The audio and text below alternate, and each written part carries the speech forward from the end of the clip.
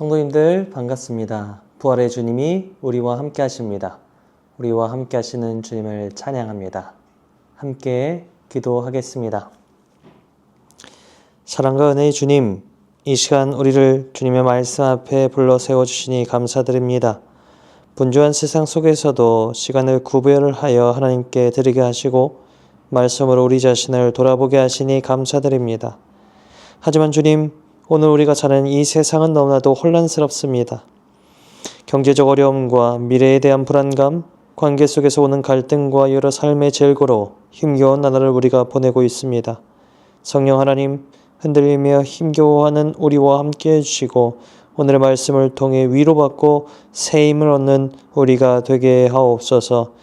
구별하여 드린 이 모든 시간 가운데에 주님께서 함께 하시고 우리를 조율하여 주셔서 세상의 영향을 받지 않고 이 세상에 선한 영향력을 끼칠 수 있는 복된 우리의 삶이 되게 하옵소서. 이 시간 주님의 말씀을 읽을 때 성령님 오셔서 밝혀주소서. 눈을 열어보게 하소서. 귀를 열어 듣게 하소서. 마음을 열어 깨닫게 하소서. 깨달은 말씀대로 살게 하소서. 오늘도 생명의 말씀으로 채워주소서. 예수 그리스도님의 이름으로 기도합니다. 아멘. 오늘 함께 보실 말씀은 요한복음 14장 15절에서 21절까지 말씀입니다.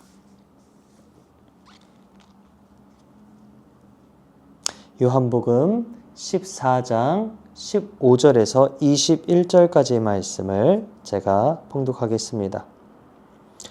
너희가 나를 사랑하면 나의 계명을 지키리라.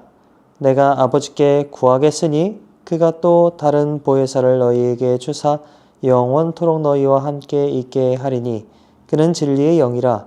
세상은 능히 그를 받지 못하나니 이는 그를 보지도 못하고 알지도 못함이라. 그러나 너희는 그를 아나니 그는 너희와 함께 거하심이요 또 너희 속에 계시겠음이라. 내가 너희를 고아와 같이 버려두지 아니하고 너희에게로 오리라. 조금 있으면 세상은 다시 나를 보지 못할 것이로되 너희는 나를 보리니 이는 내가 살아있고 너희도 살아있겠음이라. 그날에는 내가 아버지 안에 너희가 내 안에 내가 너희 안에 있는 것을 너희가 알리라. 나의 계명을 지키는 자라야 나를 사랑하는 자니 나를 사랑하는 자는 내 아버지께 사랑을 받을 것이요 나도 그를 사랑하여 그에게 나를 나타내리라. 아멘. 샬롬. 주님의 영광이 가득한 이날 주님 앞에 나온 모든 성도 여러분을 주님의 이름으로 환영하고 축복합니다. 예수님은 이제 겪게 될 십자가 순환에 대해 제자들에게 말씀하셨습니다. 그러자 제자들은 어떻게 됐나요? 혼란에 빠지게 되었죠. 혼란에 빠진 제자들에게 예수님은 성령님을 보내시겠다 약속을 해주셨어요. 예수님은 이제 떠나시게 되지만 보혜사 성령님이 오심으로 예수님이 떠난 이후에도 성령님을 통해 예수님의 임재와 사역이 계속될 것을 오늘 본문에서 예수님이 약속해 주시는 거예요. 자, 이 약속에 앞서 예수님은 새 시대, 새 계명으로 살아야 할 제자들에게 사랑의 계명을 가르쳐 주셨어요. 오늘 본문 이전에 예수님은 제자들의 발을 씻어주시는 세족식을 행하셨죠. 그 일을 통해 새 계명을 제자들에게 보여주셨고 그들에게 사랑의 방식을 알려주셨어요. 이 계명을 지키는 것은 곧 계명을 주신 예수님을 사랑하는 것이고 그분을 보낸 아버지를 사랑하는 것이 되는데 그런 의미에서 예수님은 오늘 본문 15절에서 이렇게 말씀하셨습니다. 뭐라고 말씀하시느냐? 너희가 나를 사랑하면 나의 계명을 지키리라 라고 말씀하셨어요. 예수님을 사랑하는 제자라면 마땅히 예수님의 계명을 지켜야 해요. 법, 의무 이것 때문이 아니라 자발적인 순종과 책임으로서 사랑을 해야 하는 거예요. 예수님은 율법을 지킨다면서 하나님을 향한 사랑이 없었던 당대 유대인들을 꾸짖으셨잖아요. 하나님의 영광보다 율법을 지키는 자신의 행위로 스스로를 의롭다 자부했었던 이들, 바로 사람의 영광을 더 사랑했었던 그런 이들을 꾸짖으셨던 건데요. 그런 이들과는 다르게, 그것과는 다르게 예수님이 주신 새 계명은 우리 마음에 새기는 법이기 때문에 반드시 사랑의 삶으로 귀결이 될 수밖에 없습니다. 예수님을 사랑하는 것이 이 마음의 감정을 넘어서 삶에서 나타나는 순종이어야 하기 때문인 것이죠. 예수님의 부재 가운데 이 남아있을 제자들은 과연 예수님이 주신 이 사랑의 계명을 잘 지켜나갈 수 있을까요? 어째 좀 불안불안하게 느껴지지는 않으시나요?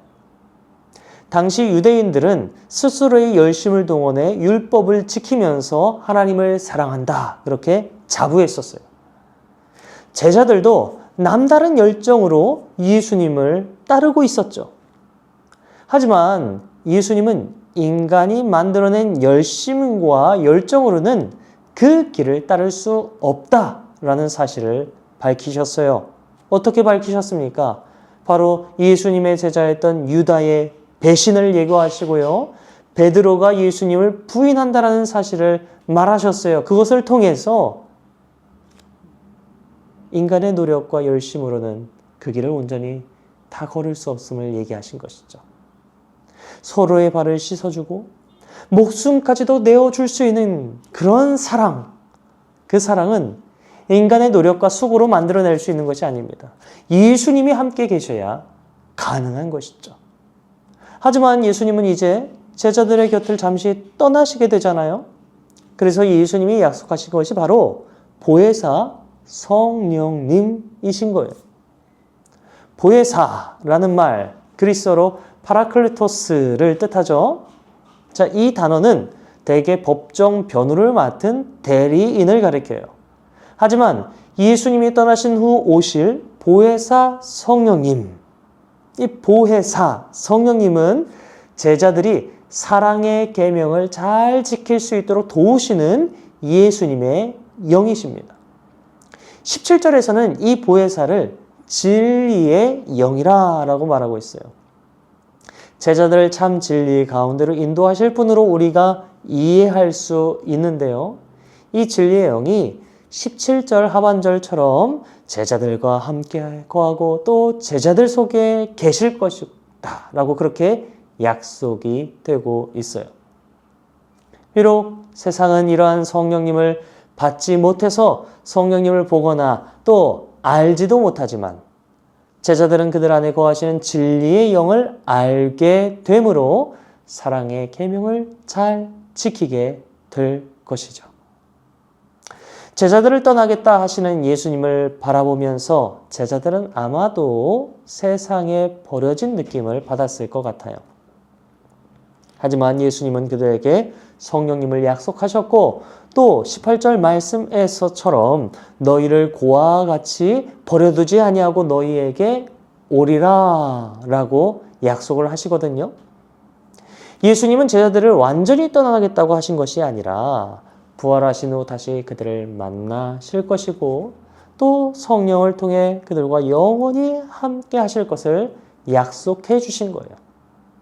그 영원한 만남을 위해 잠시의 이별을 말씀하신 예수님의 이 말씀을 통해 우리는 예수님의 그 떠나심이 관계를 끝내버리는 것이 아닌 새로운 관계의 시작을 나타낸다는 사실을 발견하게 됩니다.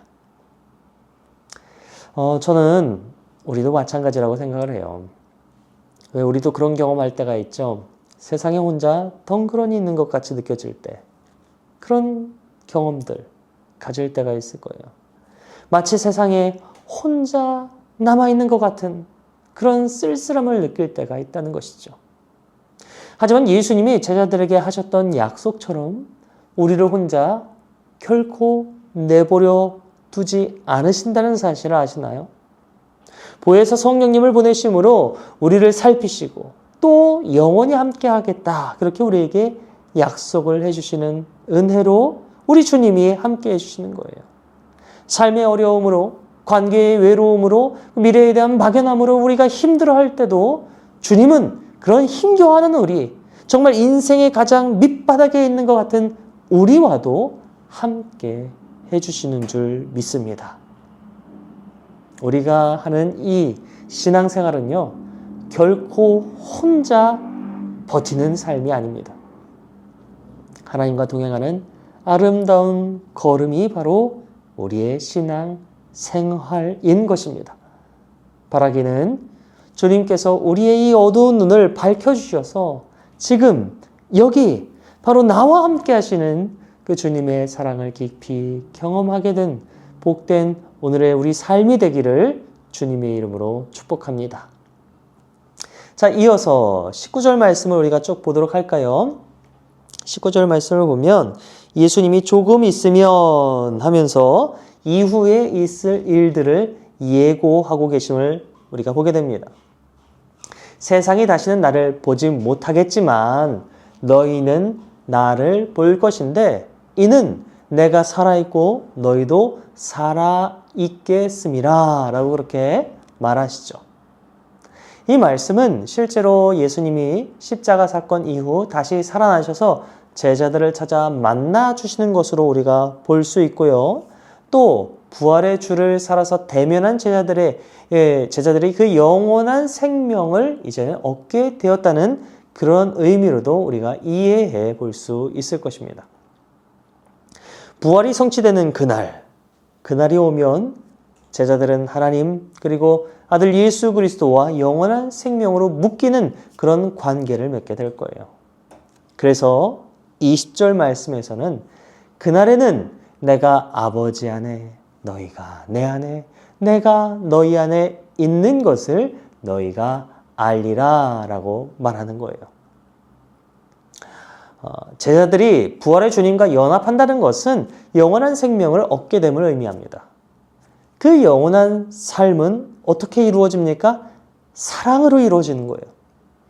예수님과 사랑으로 연합되는 것이기 때문이죠.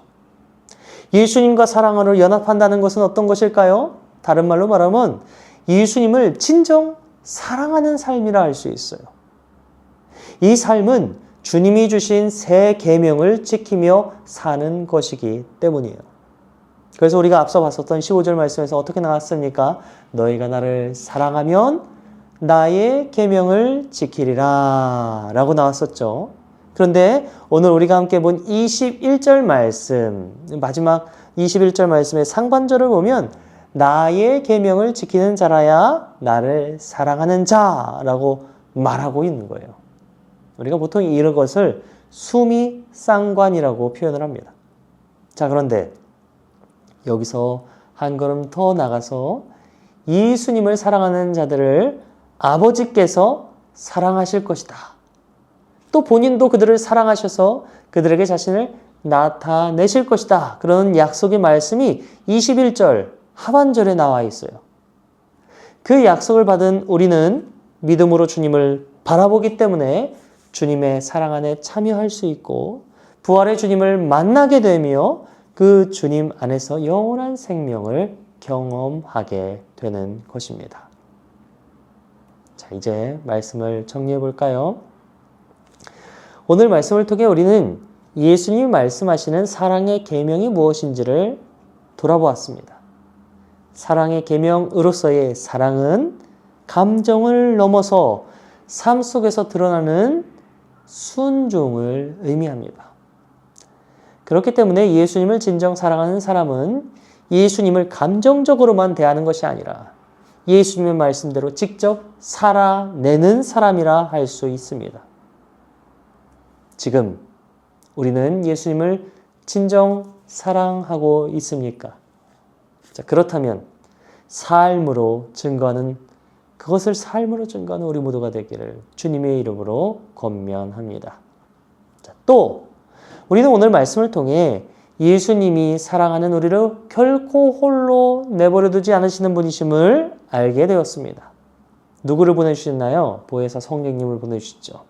또 우리와 영원히 함께 하겠다 약속하시는 그 주님의 은혜가 있기에 우리는요, 결코 외로워할 이유가 없는 거예요. 이 시간 성령님께서 우리 어두운 영의 눈을 뜨게 하셔서 지금 나와 함께 하시는 주님을 발견하게 되는 우리 모두가 되길 주님의 이름으로 축복합니다. 사랑하는 성도 여러분, 우리도 오늘 말씀에 나온 제자들처럼 예수님 사랑의 계명을 지킴으로 하나님 그리고 우리 예수님과 사랑의 관계를 이루어 나가서 바로 우리를 통해 나를 통해 주님의 사랑이 우리 삶 주변에 많은 이웃들에게 많은 형제자매들에게 널리 퍼지게 되는 그런 복된 오늘의 삶을 살아가게 되기를 주님의 이름으로 기도드립니다. 함께 기도하겠습니다. 우리를 고아처럼 홀로 내버려 두지 않으시고 성령님을 보내주시는 주님 감사드립니다. 때때로 우리는 혼자라 느끼고 두려워하며 살 때도 있었지만 우리 안에 계시는 성령님이 늘 함께 하신다는 사실을 다시 한번 알게 하시니 감사드립니다. 우리가 이 사실을 잊지 않고 날마다 기억하면서 감사와 기쁨과 감격으로 살아가는 복된 주님의 제자가 되게 하옵소서. 이 시간 주님께 간구하기는 주님을 사랑한다고 말하면서 순종하지 못했던 우리의 연약함을 주님께서 용서해 주시기를 원합니다. 진정 주님을 사랑하는 삶으로 매일의 삶 속에서 성령님과 동행하는 우리의 삶이 되게 하옵소서. 그래서 우리의 삶을 통해 주님의 놀라운 은혜와 사랑을 널리 전할 수 있는 그런 복의 통로가 될 수 있도록 주님 우리를 사용하여 주옵소서. 그 놀라운 은혜로 오늘도 우리를 빚어나가시고 우리와 함께 하시는 주님께 감사드리며 우리 주 예수 그리스도님의 이름으로 기도드립니다. 아멘. 오늘 한날도 주님과 함께 기쁨과 감사로 승리하는 복된 우리 모두가 되기를 축복합니다. 사랑합니다.